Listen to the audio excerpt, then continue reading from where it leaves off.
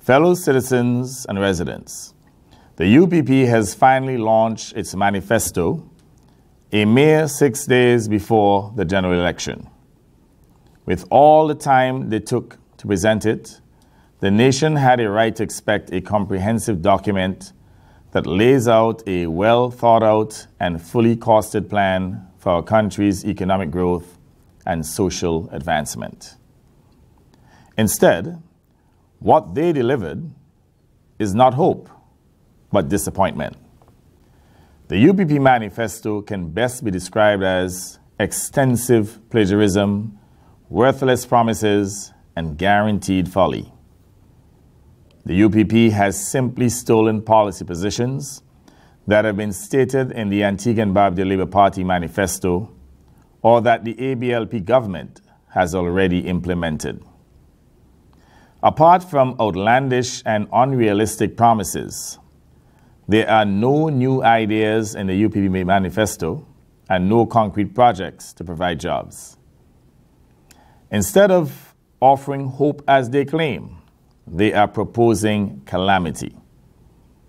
As examples, they say that they will reduce energy prices within 2 weeks, including the cost of gasoline, diesel, and the fuel variation charge. The technical officers of APOA, the West Indies Oil Company, and the Ministry of Finance have already firmly stated that this would be economic suicide, leading to considerable hardship for every single person in our country. If the pie-in-the-sky promise to reduce the fuel variation charge by 25% were to be executed, there would be an immediate loss in revenue to APOA of approximately $38 million per annum. This would have disastrous effects.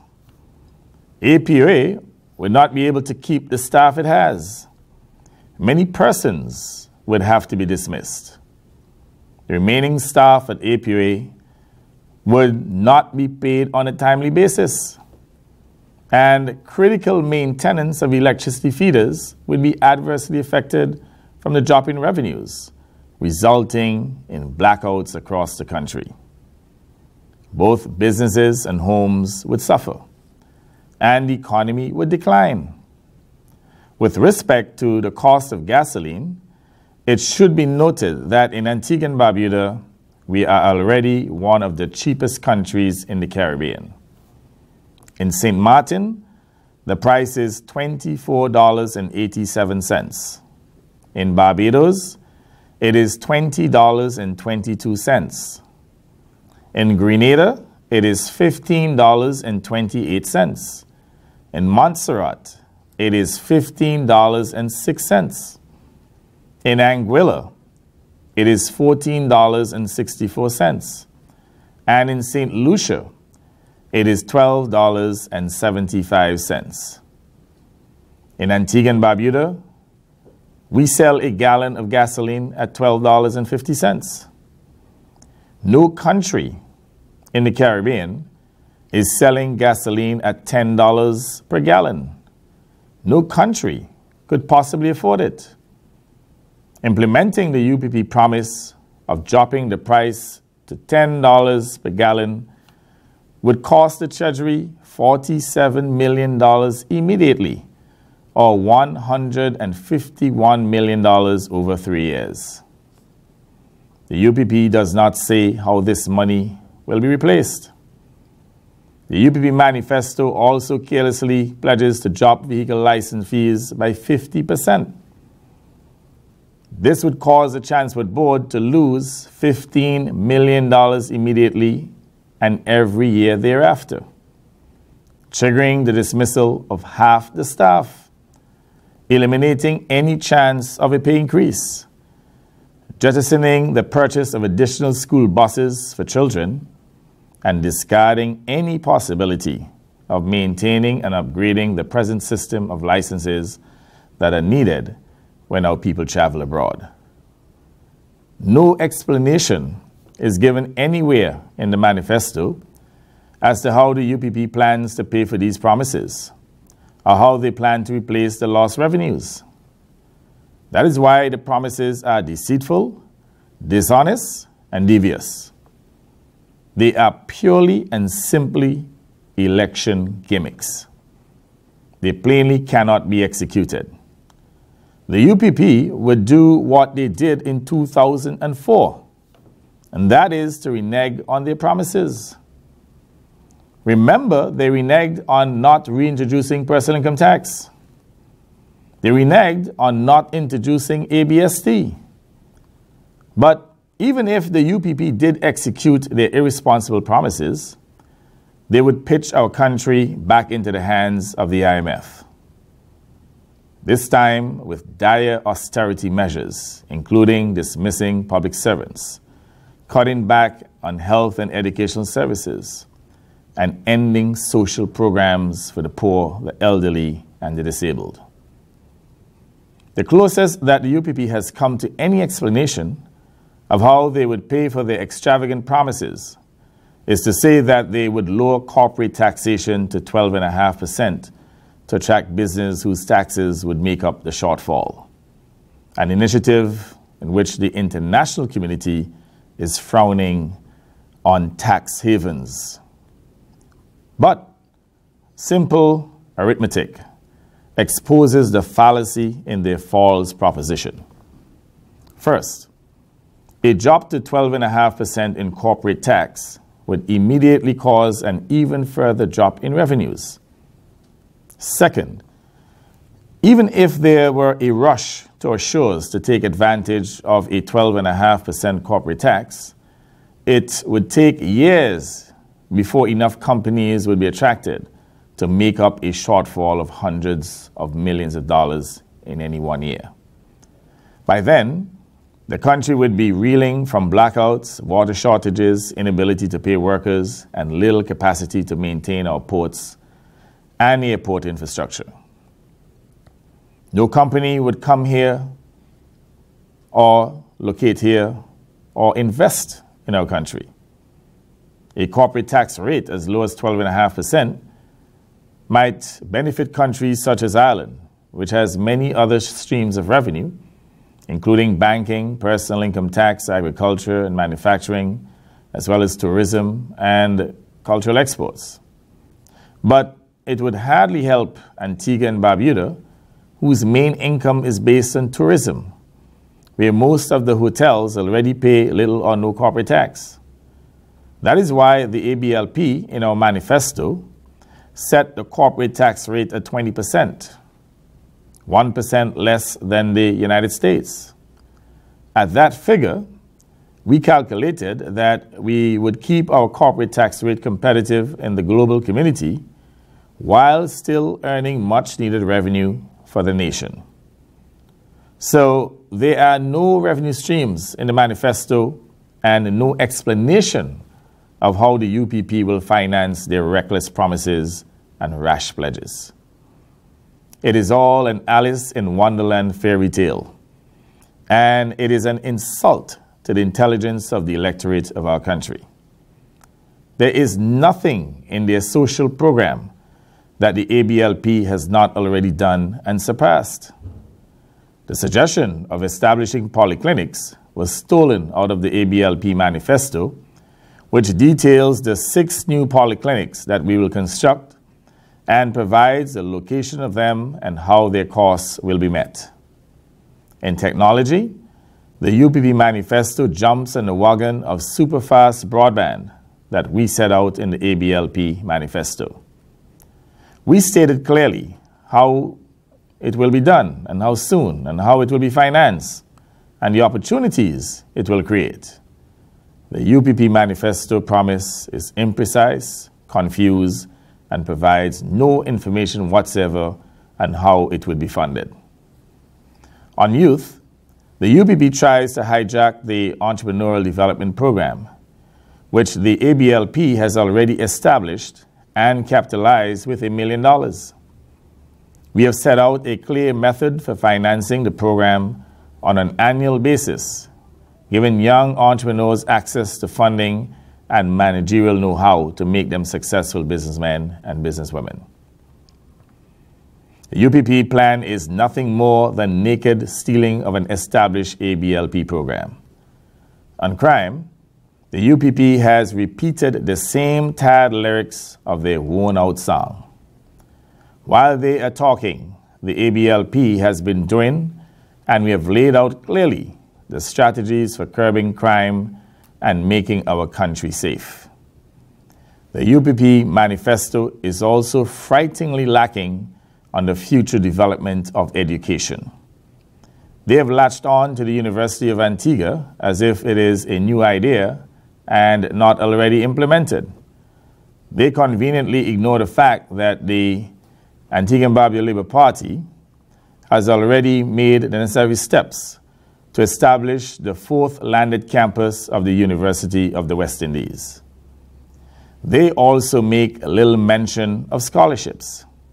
In contrast, the ABLP has provided more scholarships for young people in the last 3 years than at any other time in our history, and we have a clear and well-financed plan to do more year after year.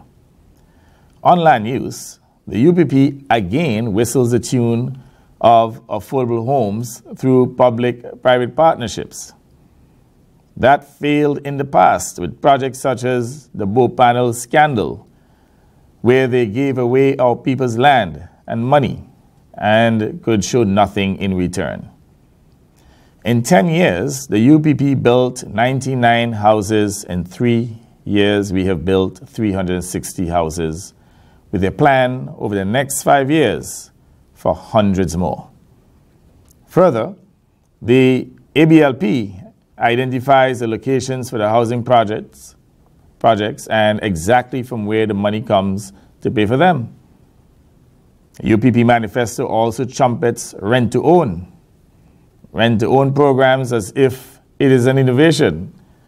Yet the ABLP has had a successful rent-to-own project in place, having taken over the UPP failed housing projects, resuscitating them and putting them into operation. In agriculture, the UPP again pilfers ABLP declared policies to give farmers long leases for land. But they fail to match the ABLP program of financial investment in pork and poultry farming and in fisheries. Whereas the UPP Manifesto makes vague and high-sounding promises, the ABLP has set out a detailed plan for helping farmers and fishermen through providing finance and technical assistance. Tourism, the key sector of our economy, is the worst part of the new UPP Manifesto. It boils down to words without deeds, talk without practical plans, and no indication of how they will create more jobs and put money in the pockets of the people. In what amounts to a clear misunderstanding of the purposes of duty-free zones, the UPP say that they will establish such zones at English Harbour, Jolly Harbour, Redcliffe Quay, and Barbuda. The ABLP government has already provided duty-free, tax-free concessions to the yachts calling here to ensure that we are highly competitive with other countries in the Caribbean. The people of Antigua and Barbuda would hardly benefit from such zones, for they will have to pay the duties anyway. Even the tourists would get no greater benefit since they already enjoy duty-free shopping at the ports on Antigua and would also do so in Barbuda once the port there is built. The promises in the UPP Manifesto are plenty, but its practical plans are empty. On investment, while the ABLP has laid out in detail over $6 billion in investment over the next 4 years, with every project identified, named, and costed, the UPP Manifesto does not name one investor and it does not pinpoint one real project. In fact, their promises are rooted in hope and ingrained in desperation. The critical issue of creating jobs is not in any way detailed. UPP expects this nation to take their word for it, that like manna from heaven, jobs will miraculously emerge from their promises. Another of their promises, which has already been done by the Antigua and Barbuda Labour Party government, is the removal of duties from laptop and desktop computers. The UPP is promising what has already been done. Finally, I turn to the promise made by us, my government, to public servants. And I also look at the promises made by the UPP to public servants. Again, the UPP insults the intelligence of our electorate. They make a blanket statement that they will complete, in inverted commas, negotiations of public servants within 90 days. Note that they did not say that they would pay public servants within 90 days. They said that they would complete negotiations. Even that statement demonstrates a strong element of deceitfulness, because they alone cannot determine how long a negotiation would take to satisfy the other side. To say that they would complete negotiations within 90 days shows absolute contempt for the public servants, negotiators. It also is important to bear in mind that the UPP was in office for 10 long years. And not only did they not give a red cent in wage increases, the UPP would have us believe that on top of all the money they are foregoing from gasoline, diesel, water, electricity, and the fuel variation charge, they will pull money out of somewhere, or nowhere for that matter, to increase all public servants' wages and give them a back pay. All of that is nothing more than election gimmickry with no foundation in careful analysis and without hearing the proposals of the public servants. In contrast, the ABLP acknowledged the importance of rewarding public servants for their patience, their tolerance, and continued diligence. We undertook to begin negotiations at which a position would be reached by both sides on the percentage of the increases. We took no unilateral position, and we provided all public servants with a 5% increase as an interim measure and as a show of our good faith. The UPP promises, the ABLP delivers. They have lied to you before, and they would lie to you again. Thank God Antigua and Barbuda does not need the UPP to deliver hope. Thank God Antigua and Barbuda has recovered in 3 years under the ABLP administration from a decade of UPP destruction. Thank God that the ABLP has an actual, practical, and fully funded plan by which our people can rebuild our country together, making our economy stronger, creating thousands of jobs, and making our country better for the good of all. Thank you. God bless you. And God bless our beloved Antigua and Barbuda.